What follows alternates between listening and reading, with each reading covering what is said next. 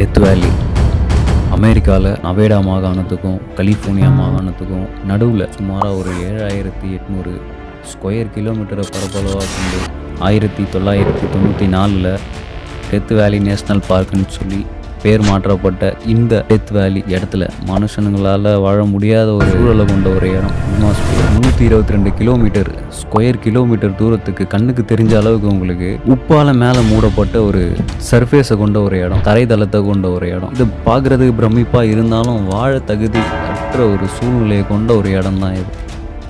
அதுக்காக இது மார்ஸோ இல்லை ஜூபிட்டரோ வீனஸோ கிடையாது. மனிதர் வீட்டுக்கு தேவையான வாழ்வியல் இங்கே கிடையாது. வெதர், முக்கியமாக சொல்லக்கூடியது வெதர். இந்த வானிலையால் காலையில் அதிக வெயிலாகவும் வெப்பநிலையாகவும் இருக்கிறது, அப்படியே கீழே மைனஸ்க்கு இறங்கும் நைட் டைமில், இரவு நேரங்களில்.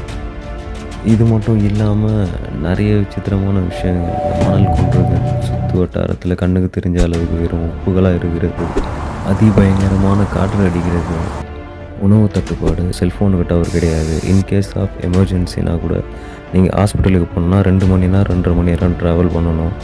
இப்படிப்பட்ட இந்த இடத்துலையும் சில உயிரினங்கள் தனது வாழ்விடமாக வச்சுருக்கு. சில மனிதர்களும் அதிக பேருக்கு தெரிஞ்ச இந்த சுற்றுலாத்தலத்தில் அதிக ஆபத்து இருக்குன்னு நிறைய பேருக்கு தெரியும்னு நினைக்கிறேன்.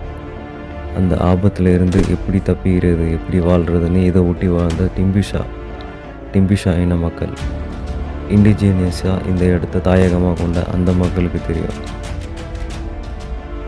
அடுத்த கட்டமாக பல மில்லியன் வருஷங்களாக இந்த இடத்துல வாழ்கிறதுக்கான தகுதியை தனக்குத்தானே ஏற்படுத்தி கொண்டு அதோடைய உடல் அமைப்பை மாற்றிக்கொண்ட சில விசித்திரமான விலங்குகளை பற்றி தான் நம்ம பார்க்க போகிறோம். இன்ட்ரெஸ்டிங்காக இருக்குங்க. மெயினாக இந்த கங்காரு கேட்னு சொல்லக்கூடிய இந்த கங்காரு எலி, இதை பார்த்தீங்கன்னாலே உங்களுக்கு ஒரு விசித்திரமான ஃபீல் வரும். இதை பற்றியும் இதை விட முக்கியமானது ரோட் ரன்னர். நமக்கு 90s கிட்ஸுக்கெல்லாம் நிறைய பிடிச்ச இந்த ரோட் ரன்னர் பார்த்தீங்கன்னாலே தெரிஞ்சிருக்கும்.